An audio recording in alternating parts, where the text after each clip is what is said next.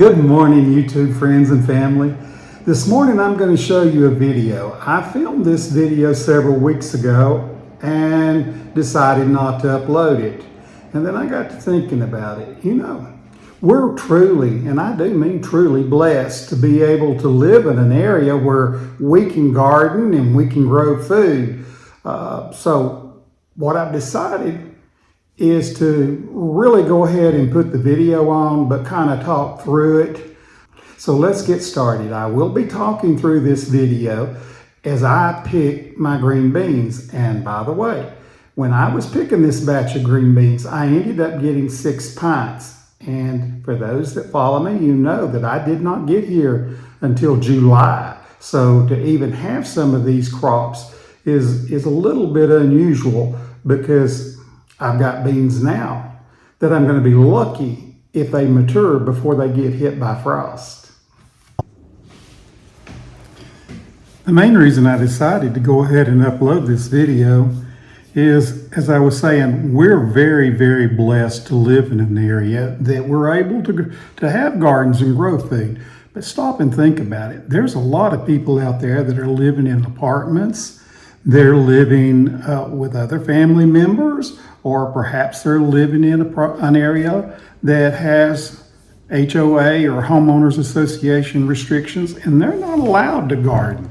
So I know that a lot of people that I've talked to really want to garden, but they've just not had the opportunity. So in today's video that I'm uploading, I just want to tell you how I came about doing what I did.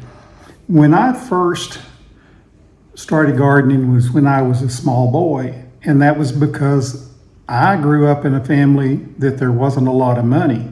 Lots and lots of love, and there was 7 of us in the family. But we learned to grow food in order to put away our produce to last through the winter. Quite often back in the early days, if it was really bad outside, Dad worked outside and he couldn't get to work. So if he didn't work, he didn't get paid sick days or anything like that. There just simply wasn't any money coming in. So we learned to depend on that garden. Of course, now my father, it's a little different with him. He was raised that way. Dad was raised on a farm. There was actually originally 13 of those children. Now, not all of them survived. I think there was a set of twins that died shortly after birth, but it was still a very large family. And they lived on a farm that was about probably a little better than 200 acres. And on this farm, they were self-sufficient. This was the true homesteading. I mean, they raised everything that they ate, and what they didn't raise, such as their coffee, their sugar, and their flour, they bartered at the store. They'd take eggs from the farm and trade those for those items. They raised their corn, they'd take it to the grist mill, and the guy that ground the corn, he took a portion of that as his fee for providing it. In other words, if they got 100 bags, he might have taken 20 bags. But it was something that they did. They just instinctively knew how to take care of themselves. They raised all of their meat. They raised their garden stuff. Back in those days, they didn't have electricity, so they learned to smoke that meat and hang it, and they learned how to cure stuff with salt. I mean, it was methods that were passed down from prior generations. And I think it's sad that in today's world we've lost that. We've gotten so used to and so dependent upon the grocery store, and that's, I guess it's okay for most people, but to me, when I pick up a can and I start of something or a box of something and I start reading the label, and yes, that's the first thing I'm going to do is pick up and read that label, I notice how many preservatives and things are in that. And I don't believe that those types of preservatives are all that good for us. When I can something, I put canning salt in it, and that's about the only thing that goes in it.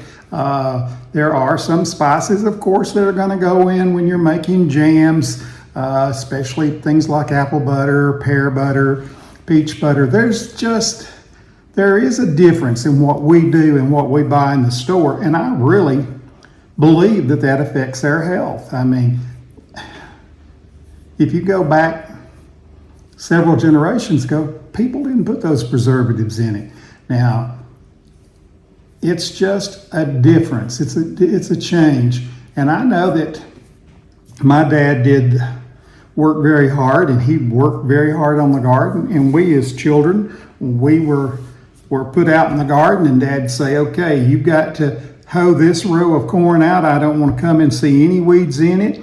And then he'd give my other brother a row, and then the baby brother a row, and then my sister that was next to me. So the four of us kids, during the day in the summertime, we weren't at school, so we were expected to work in that garden, and we were given chores to do. Of course, the baby, she never did do anything, but that's Pam. And if you've seen my earlier videos, you know that Pam and I gardened together a lot. She grew up loving to garden.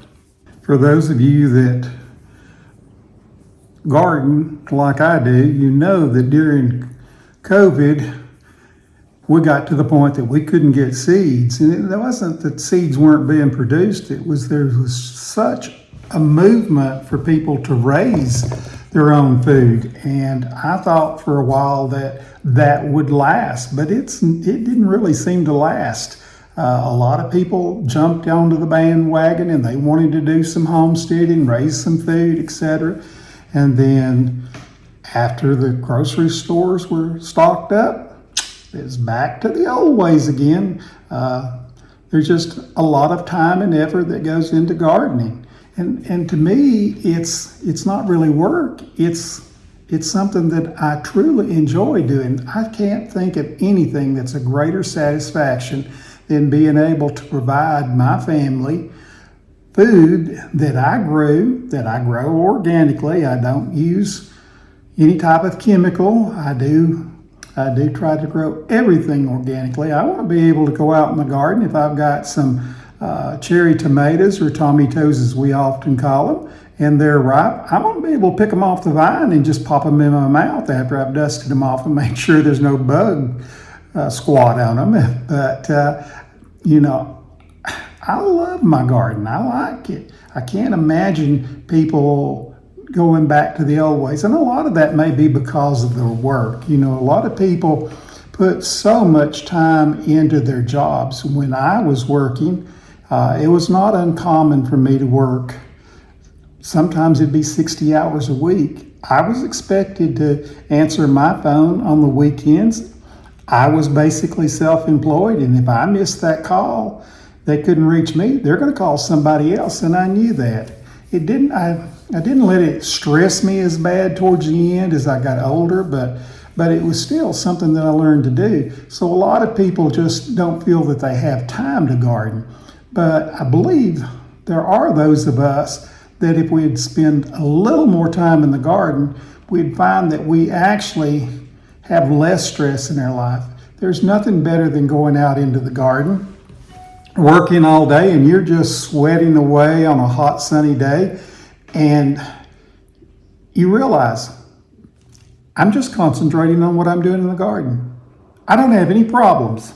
Right now, all I can think about is how I'm going to produce this stuff, how I'm going to preserve it. Am I going to can it? Am I going to dehydrate it? Am I going to ferment it or freeze it? I mean, there's so many ways that we can put up our garden stuff. So for me, gardening is a really true way to relax my mind. And yes, I may be working my muscles, but my mind is being relaxed. I'm not having to worry about the problems of this old world, and boy, we have lots of them in today's time. I think we all understand that. But gardening is just a passion for me. It always has been, and I hope it always is. Can you comment below and let me know what you thought about my little video where I actually, rather than recording music, was just rambling about my thoughts on how we should all be appreciating our gardens and reflecting on why others don't garden and maybe they should be. Your feedback is very important to me, and if you're not a subscriber, please go ahead and subscribe. And also, it helps me if you share my videos on your social sites. Might not look like a lot of beans, but that's several meals right there. And it makes me very happy to be able to put them up to eat on this winter.